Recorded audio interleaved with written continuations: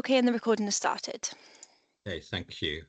Prynawn da pawb, croeso, good afternoon and welcome to this meeting of the South West Wales Corporate Joint Committee, Economic Wellbeing and Regional Economic Development Subcommittee, being held on Monday the 1st of September. Usual housekeeping rules to start. The meeting is going to be recorded. Could you just ensure your microphones are switched to mute unless speaking, and make sure mobile phones are switched off or at least to silent or vibrate. And please raise your hand rather if you wish to speak. In terms of apologies this afternoon, we've received apologies from Councillor Jeremy Hurley, but we have Councillor Ken Phillips stepping in to represent Neath Talbot Council. So welcome, Ken. And we've also received apologies from Councillor Robert Francis Davis, and we have Councillor Andrea Lewis today again stepping in to represent Swansea Council. I understand, Andrea, that Robert's in hospital, so I wish him a very speedy recovery, so I'm sure we'll all do the same. Thank you, Chair. You're very welcome, Andrea. Moving on then to declarations of interest. If any members can indicate whether you have any declarations of interest relating to any of the matters to be discussed this afternoon, and could you confirm whether those are personal or prejudicial? Can't see any hands, Chloe. Nope, I see no indication, Chair. Okay, lovely, thank you. We'll then move on to agenda item 3, which is the minutes of the previous meetings. Obviously, the Economic Wellbeing Subcommittee has merged now with the Energy Subcommittee, so we have 3 sets of minutes before us this afternoon. The first set of minutes are the Economic Wellbeing and Regional Economic Development Subcommittee meeting of the 6th of May. Now, obviously, I wasn't part of that meeting, not been appointed to that meeting, and I understand, Chloe, that we don't have enough members here this afternoon who were at that meeting to actually approve those minutes. So I think the best approach is that we'll defer these until the next meeting when we have the sort of normal people in attendance, if everybody's happy with that. But we will move on then to the Energy Subcommittee minutes of the 27th of January and the 28th of April 2025 respectively. Just asking if any members have any issues in terms of accuracy of those. Nope. On that basis, then I'm happy to move. Can I have a seconder, please?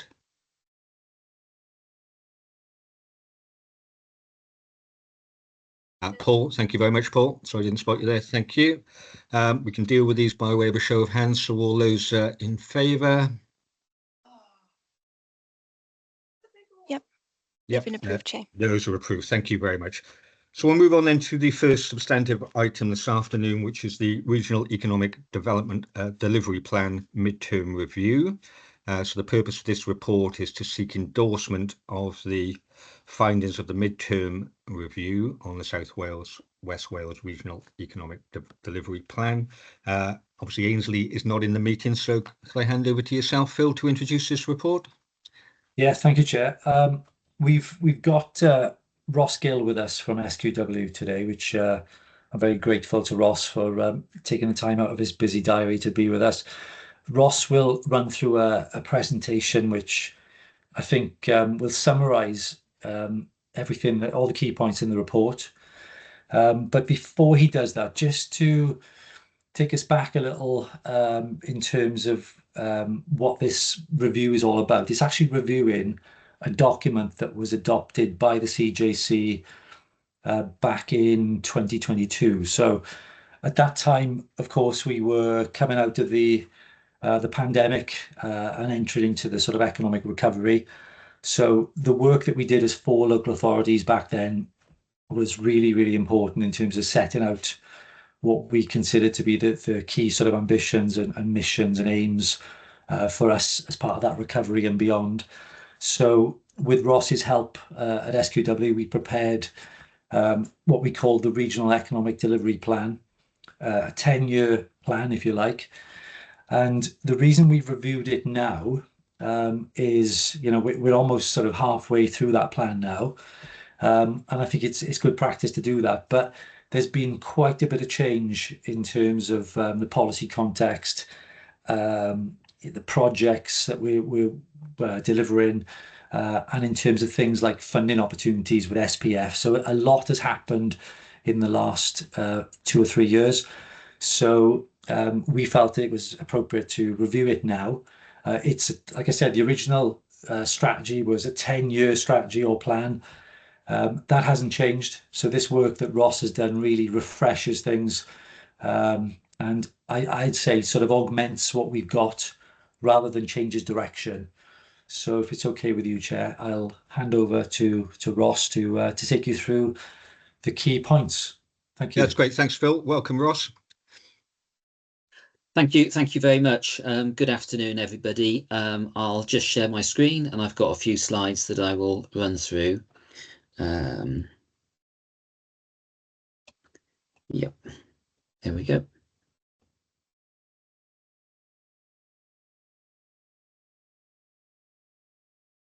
Okay, hopefully you can see that. Yeah, all good. Okay, thanks very much. As Phil said, by way of introduction, our mandate for this was very much to carry out a review of the REDP. That was most of the work was done on it in 2021, actually, even though it wasn't adopted until the early part of 2022.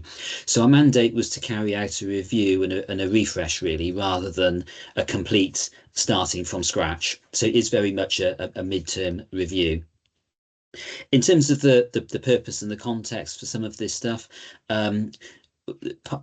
we've tried to take a view of how the regional economy has changed over the past few years, and you'll see in the report that there's a chapter that summarises some of that, how the policy context has evolved at the same time, and clearly it has quite substantially. Obviously, there's a different UK government since we produced that first document, and then also to look at what's happened in terms of delivering some of those major programmes and projects, some of which were identified in the REDP, some other things have moved along since, and then how the region's key economic priorities ought to be refined in the light of that. And I think, as Phil said, the midterm review is very much intended to be a supplementary paper to the original delivery plan, really making sure that it's up to date and in the right context with government and others. We've talked quite a lot in the midterm review about some of the policy changes that have taken place. In particular, there's a section which you'll see in there which reviews the region's capabilities in relation to the new industrial strategy and the key sectors that it sets out. The industrial strategy sectors don't cover the totality of the regional economy, and there are some important dimensions of the regional economy, or some sectors which are especially important to the regional economy, which are not particularly brought out of the industrial strategy, and tourism and the visitor economy would be one of those. But nonetheless, against some of those sectors, there are some significant capabilities within the region, both industrially and within the university base, especially in respects of energy infrastructure and its low carbon potential, and advanced manufacturing and some others. So we've tried to set those out. We've emphasised within this the importance of the university's presence and their impacts on the wider economy, and we've tried to state that quite strongly. As probably everybody is aware, that these are quite difficult times for the higher education sector at the moment, and probably stating and making sure that we emphasise some of that contribution that the universities make to the region is important. Nonetheless, we do talk in the original REDP about the importance of developing the business community outside of the leading edge, if you like, recognising the need for broad-based growth, and we've tried to re-emphasise that within the review as well. We've set out within the report a review of the regional economy as it stands at the moment, as it's evolved since the last review of the economy that we did a few years ago. I guess in macro terms, the economy changes relatively slowly. So there is still a significant productivity gap between the region and the rest of the UK. We would expect that, because these things take a long time to change. And in any case, in relation to some of those data sets, the data that we would be quoting now is actually data that's 2 years old, bearing in mind the lag. So there hasn't been that much of a change over time. What we have seen, though, is a return to jobs growth. When we produced the original REDP back in 2021, we were still facing significant uncertainty in employment terms, bearing in mind the job losses that had accompanied the COVID pandemic. There has been a return to growth since then. Nonetheless, some of the labour market challenges that we've been familiar with remain. What we note in the report is that if we were to increase economic activity rates to the level of the UK as a whole, that would mean about an extra 21,000 people into the workforce across the region, which is quite substantial. We also highlight some of the significant challenges in bringing forward major sites in the context of some of the costs of that and weak viability, and currently some of the major constraints on energy infrastructure as well. So I think the overall shape of the economy that we set out back in 2021-22 remains broadly the same, and our strengths in respect to some of the drivers of change remain the same as well, especially in relation to decarbonisation. One of the things that we didn't talk about very much back in 2021, because it probably wasn't a term that was being used all of that much at the time, was artificial intelligence and its impact on the nature of business, on the nature of ways of working and so on. We talked a lot about digitalisation. We tried to update that to reflect some of the current context. What that's meant is that we've set out a refreshed strategic framework, which is very much in line with the framework that we set out back in 2021-22. So we haven't changed the key missions. There were 3 missions we set out originally. Those remain extant. We've supplemented those, however, by what we've called 3 underpinning factors, if you like, around employment and skills, sustainable connectivity, especially transport, and sites and premises. I think the view was that perhaps those were slightly underplayed or slightly lost within the missions that originally, and we wanted to bring those out a bit more specifically. And then we've talked a bit about what some of the routes to delivery might be as well. In respect of the 3 missions, quite a lot has happened, and I think there's scope for quite a powerful narrative of progress around some of these. In respect of the first mission that we set out at the time around being a UK leader in renewable energy in the net zero economy, well, the Freeport didn't exist at the time of the original REDP.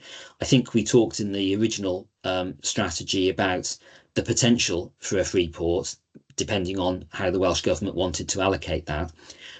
Clearly, that's moved on. And is a new driver for the region's potential.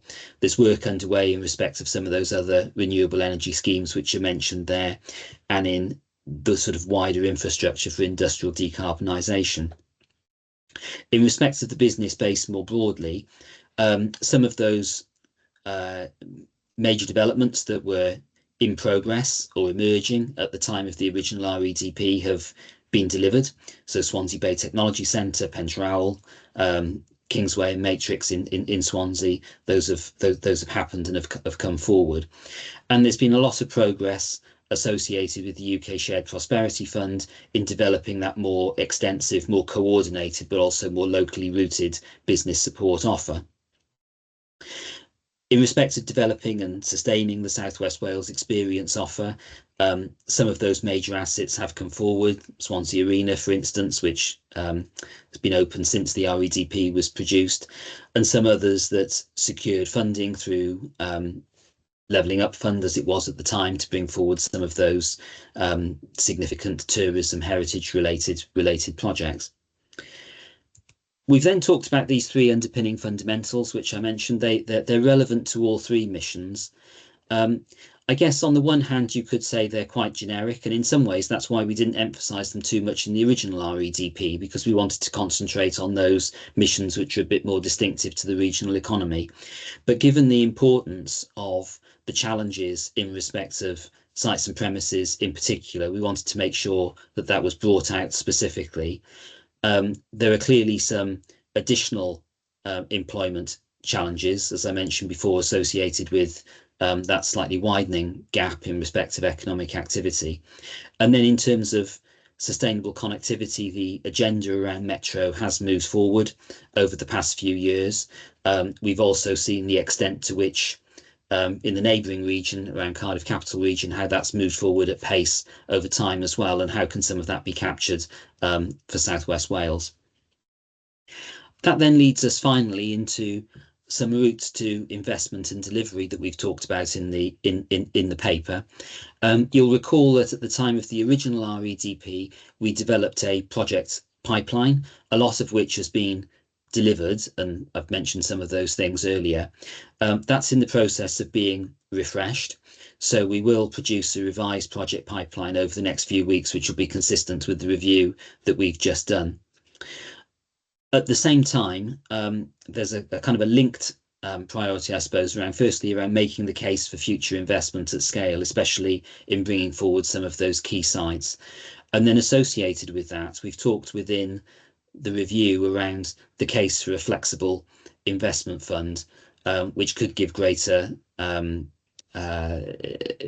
flexibility to the CJC in how funds might be allocated. That's something that's really a case to be made, I guess, to UK government and Welsh government in the context of the wider devolution agenda.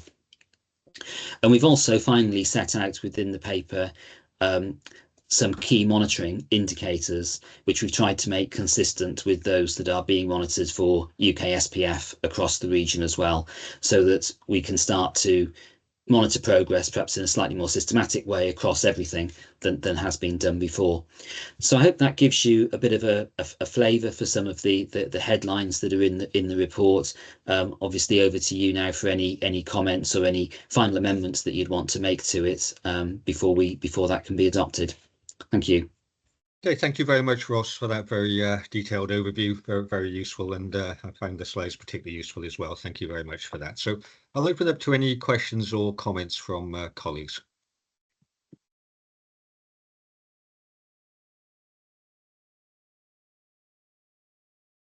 No questions. I'll keep. Oh, yep. Claire, come on in, Claire. Thanks, John, and that was really interesting. Thank you very much, Ross. My question, you mentioned the broad base of business growth. I'm interested in business births and deaths. What are we seeing in relation to business and births and deaths over this period of this activity, please? I will have to look that up and give you that data. I can't recall off the top of my head. Sorry, I haven't got it in front of me, but I can look that up quite quickly afterwards and get back to you with that. Don't worry, Ross. I think that for me that's a key indicator as well of the health of the economy is what we're seeing in relation to that. But small SME births and deaths particularly. Yeah, and survival rates as well, of course, which is the other metric. And generally, I think there's not that much disparity between the UK average, but I will check that and I'll give you the data at local authority level as well. Thank you, Ross. It comes from a conversation I've been having recently with accountants about their concerns over the coming winter and that COVID bump working its way through to seeing a lot of people going into administration or receivership over this winter. So that's what I'm interested to keep an eye on. Thank you. Yeah, thank you very much, Chloe, and thank you, Ross. And if you could dig that out in due course and pop it across to Chloe, I'm sure Chloe can circulate it to all members then. But yeah, very useful to see that data. Thank you, Ross. Any other questions or comments from anybody else? No, just a quick one from me then, if I may, Ross. You refer in the report to an enhanced focus on the three underpinning fundamentals, so employments and skills, sustainable connectivity, and sites and premises. I get that 100%. I think that's good. So how is that going to sort of work its way through then in terms of that enhanced focus? I think really it's about providing the strategic backdrop to bids that you want to make to UK government, to Welsh government, and so on. The ability to be able to point to a clearer strategic narrative around things that you want to take forward. So what we haven't done with the RED with the review is set out. The review itself isn't an action plan, if you like, although it will feed through into the project pipeline, and there are projects within that ought to come out and ought to be given a greater focus. I think some of the challenge back on the original REDP was that if you wanted to point to where is the strategic position within the original REDP that sets out a clear narrative that makes the case for securing additional funds to invest in major strategic sites. It gets slightly lost within the headlines. So that's the point of bringing it out. So the routes to impact are really through projects that you can take forward and how you can use this to act as collateral and so on for bids that you want to take forward. Yep, understood, and thank you for that. And yeah, there's a lot of positives in this report, isn't there? When in your introductory slides where you were looking at what's actually been achieved in the first sort of few years, if you like, of a 10-year plan, and plans are obviously just plans, but you know, Celtic Freeport you highlighted and others there. So, you know, I think there's a lot of positives to take out of this, despite the sort of difficult world that we find ourselves in currently. So, yeah. Okay, so any further comments from anybody? Nope. If not, then the recommendation is on page 17, I think. Yep, 17, which I'm happy to move, which is basically it's recommended that the Economic Wellbeing and Regional Economic Development Subcommittee endorses the findings of the Regional Economic Development Midterm Review ahead of seeking a decision from the South West Wales CJC on the 23rd of September, I think it is. So I'm happy to move. Can I have a seconder? Andrea, thank you very much. We can do this by way of a show of hands. So all those in favour? That's approved, Chair. Okay, lovely. Thank you very much. Thanks all. We'll move on then to agenda item 5, which is the quarterly update on the UK Shared Prosperity Fund. And I believe that Paul will be introducing this report. Paul? Yeah, thank you, Chair. If I just share the report on screen, so first what is we're going through.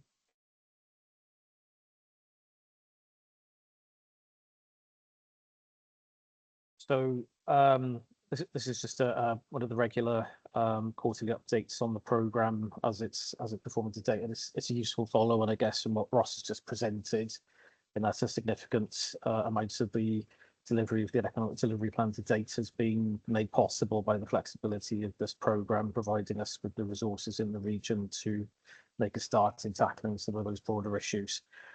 We're currently in the transition year of the programme, which is running for the current financial year, April 25 to March 26. And we've effectively rolled over the anchor project structure, which we deployed for the first 3 years of the programme, which is putting money into key themes across the region, such as business development, employability and skills, and placemaking community development. And that is across the 4 local authorities in the region. Members will be aware that local monitoring information is compiled in some considerable detail at local level and reported through local governance structures. I guess this is just a chance to have a little snapshot at regional level of how the programme is going.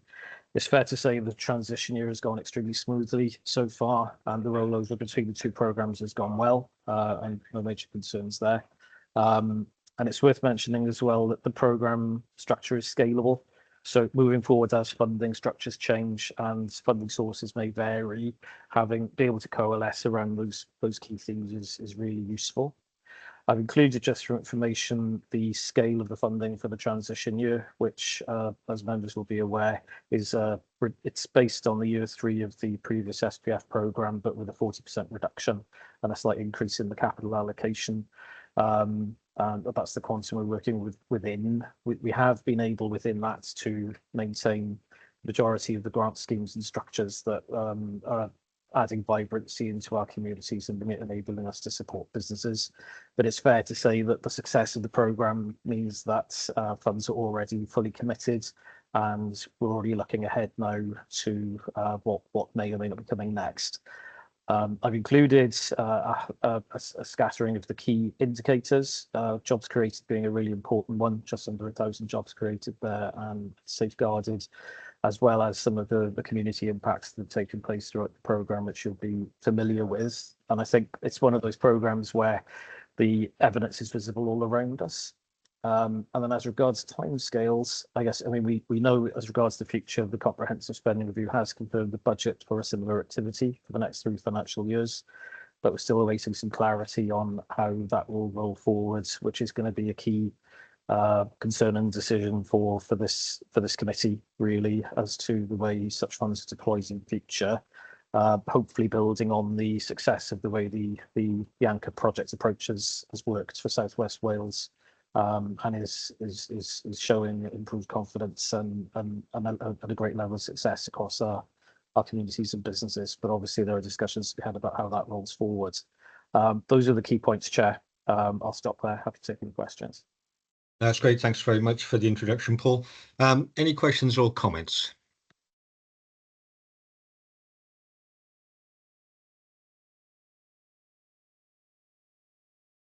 No, can't see any at the moment. Just from my point of view then, Paul, some really good work I think has been done through SPF, and you made reference then to the 1,000 jobs being safeguarded and 1,000 jobs created. So that's no small feat really. And in terms of sort of general enhancement works in our towns and communities, I think it's been a very positive programme. But obviously it's running towards an end. So what does the future hold? Do we know as yet? I think all we do know, Chair, is that there is this budget allocated to 211 million a year for the next 3 financial years after this one. And as I understand it, there will be the successor activities are broadly being termed Local Growth Fund and the Communities Fund. But the funding quantum attached to each is not yet clear. So there's still some details to come out of both UK and Welsh governments on that, as well as the operational model as to how that money is distributed.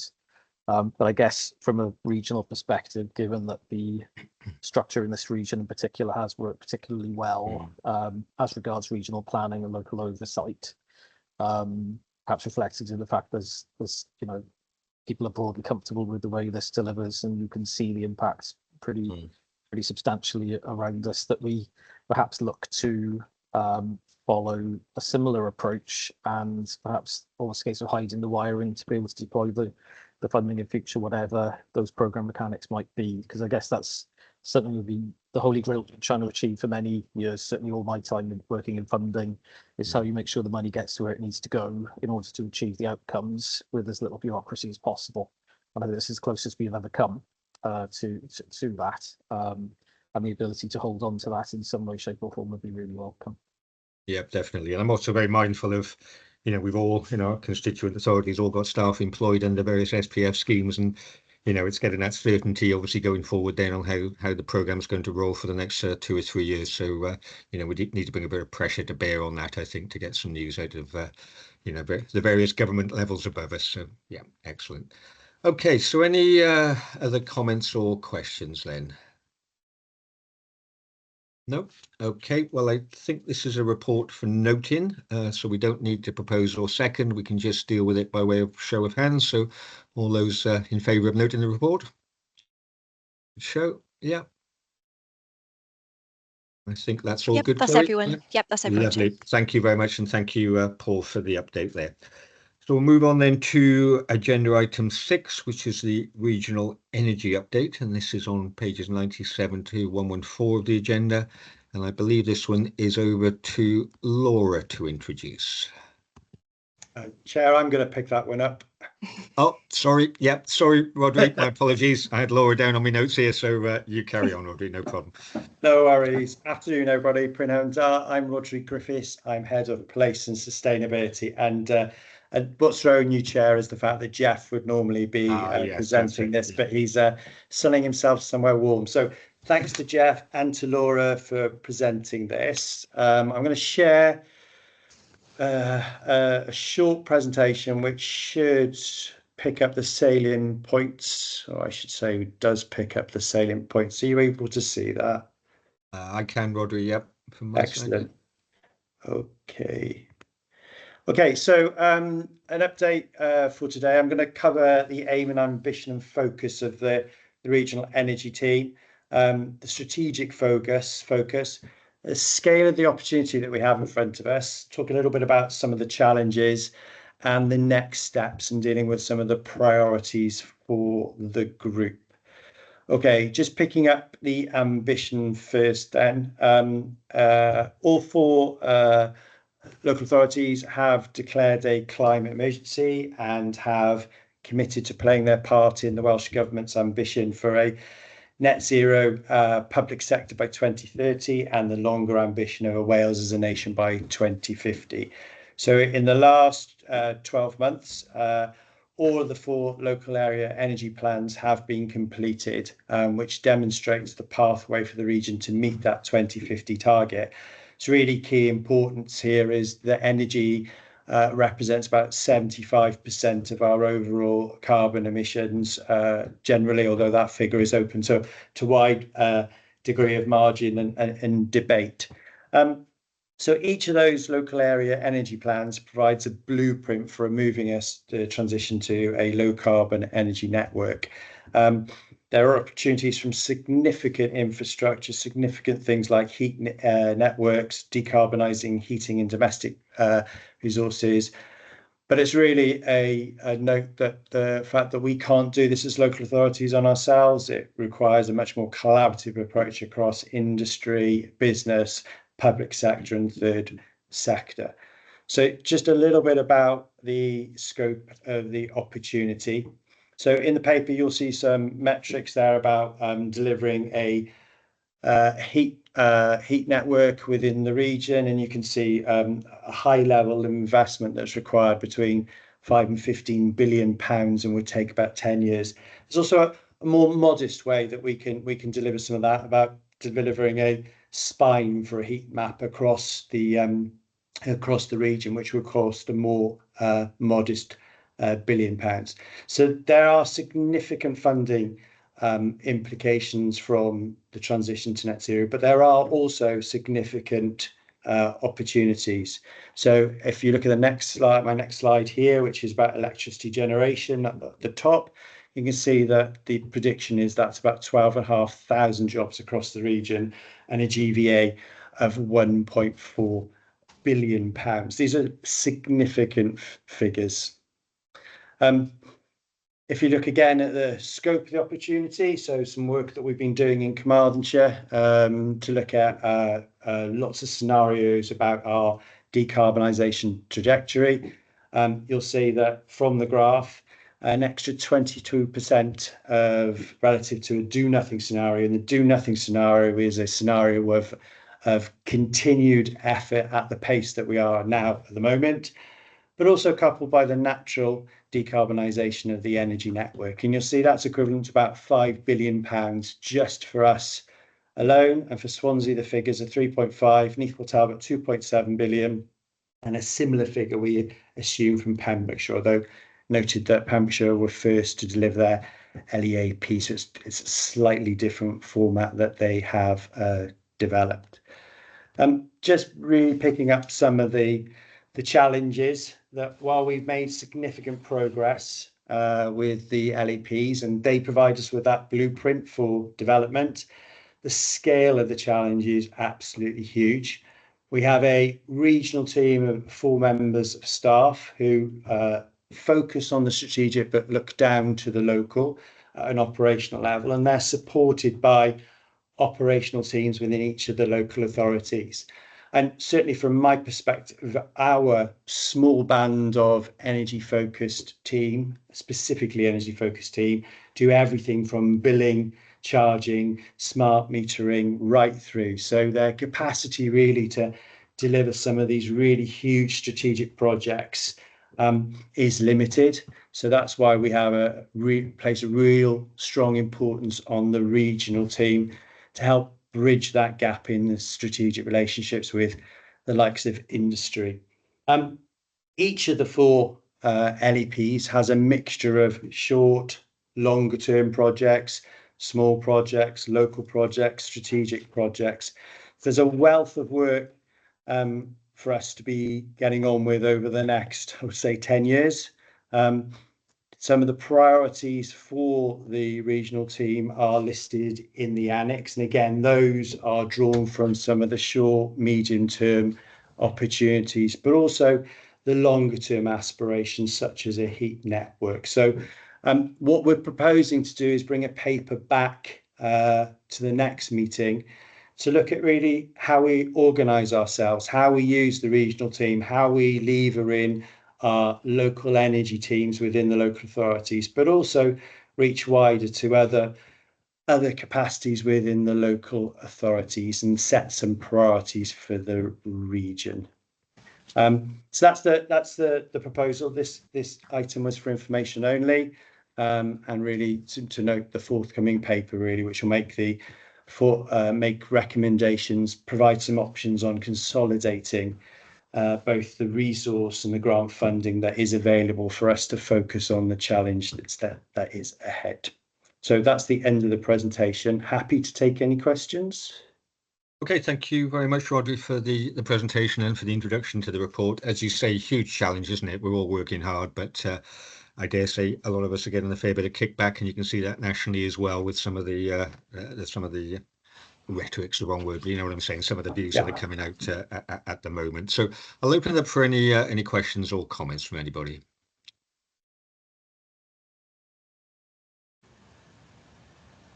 No, can't see any hands at the moment. Claire again. Come on in, Claire. I'll always rely on you. Just to keep you in business. Rodri, that's really interesting stuff. And first time, because I've been involved in the economic wellbeing meetings. Some of this is new to me. You mentioned all the various activities that the team's undertaking and the small capacity, and that we will have a report. But how are you prioritising your workload currently? What are the pushes and pulls? Is it a regional approach, or is it by each individual local authority? So that's a very good question. Thanks for the question, Councillor George. So it's a little bit of both. So the regional team that we have are 4 members of staff who are sponsored by Welsh Government. That happens on an annual funding basis. So that's not a long-term solution for that regional strategic picture.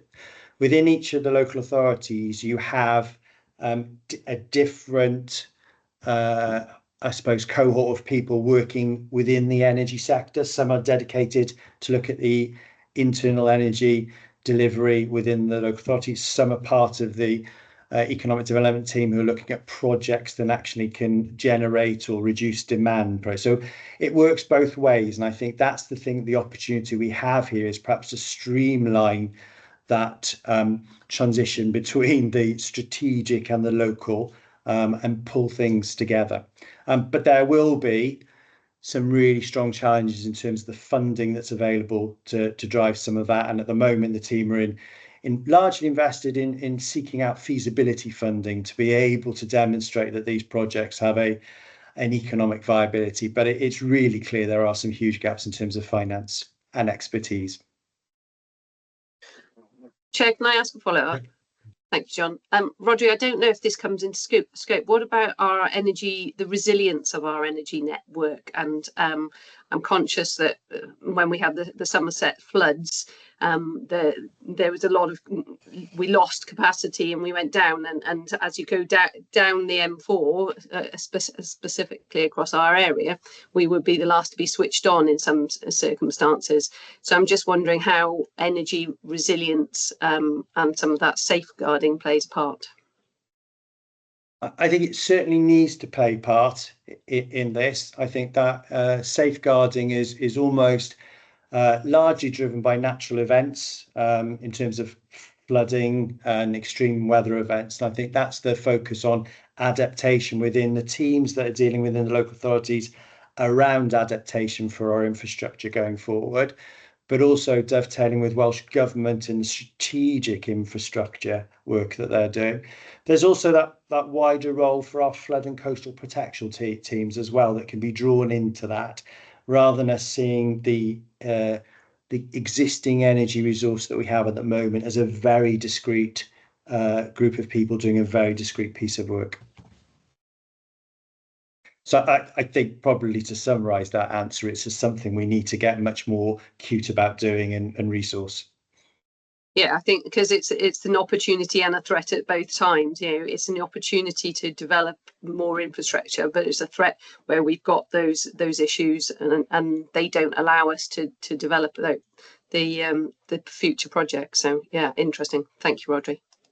Thank you. Yeah, thanks, Claire. Thanks, Rodri. Very good points there, Claire. Yeah. Anybody tries to cut our power off in Pembrokeshire, we just won't supply them with oil and gas. Simple. You know, we know that, don't we? I'd like to think that was an yeah, option. we can't do that. Clearly not. Okay, so this is a report for noting. So if there's no further comments, we can deal with it just by way of a show of hands. So if everybody's happy to note the report, if you could just show, please. Thank you. Yep, I think that's carried, Chloe. Yep, that's everyone. Yep. Lovely. Thanks very much, all. And thank you, Rodri, for that one. So agenda item 7 then, UK Real Estate Investment and Infrastructure Forum. So this is REIF 2026. And the purpose of this report is to provide members with an overview of preparations ahead of the UK REIF in 2026. So I'm not sure who's introducing this one. I did have Ainsley down, but obviously Ainsley's not with us. Yeah, thank you, Chair. Helen Morgan from Carmarthenshire will give us a summary of this report. Oh, lovely. Diolch, Simon. Thank you. Helen. Hello, thank you, Chair. The UK Real Estate and Investment Forum and Infrastructure Forum is basically an opportunity for public sector to engage with developers and investors throughout the UK. It's been happening every year, so it's an annual event. As a region, we took place in 2025, but we hope that our presence in 2026 will be greater. So, as you mentioned, Chair, the conference is scheduled for May next year, between the 19th and 21st of May in Leeds. The 4 regions have been negotiating with Welsh Government for an all-Wales pavilion. So each of the 4 regions will have its space within the pavilion. It was noted in last Thursday's special CJC that Welsh Government have now agreed to the pavilion. So we have a starting point for further discussion. So costs will be negotiated with Welsh Government. We have no costs as such. So we'll just keep this subcommittee updated as and when information and detail comes forward. Okay, Chair. No, that's great. Thank you very much for the update, Helen. So, I mean, it's a general consensus that it's advantageous to be part of the sort of the All Wales Pavilion rather than doing it on a regional basis. I think it probably is, isn't it? Yeah, I can see a couple of nods there. Yeah. Okay. So, any questions or comments on this one? Bearing in mind that we're going to get fairly regular updates as we move forward to the next event. No. Okay, well, again, this is just a report for information and noting, so if we could just show whether we are all happy with this. Lovely. Okay, that's great. That's carried. Thank you, Chloe. So we're on to agenda item 8 now, which is the forward work programme. So this is to be found on pages 120 to 121 of the agenda. So you'll see the forward work programme in front of you. I'll just open it up for any comments, either from members or for officers in terms of the reports that are likely to come our way over the coming months. Are there any additions, any questions, any deletions? We have run through this at sort of informal meetings leading up to this one in terms of what we're looking to bring before us. So I would hope that it's all fairly straightforward. Obviously, if anything urgent comes along, we can always drop that in if needs be. So if everybody's happy, we'll again just note this. So again, if we by a show of hands, we could just note we're all in favour of the work programme. Yep, that's everyone. Lovely. Okay, thank you. So that's agreed then. So final item then, agenda item 9, urgent items. I don't have any urgent items. Chloe, I don't know if there are any. No, there aren't any urgent items, Chair. Okay, that's lovely. Well, that brings us to the end of this afternoon's meeting. Thank you all for your attendance, both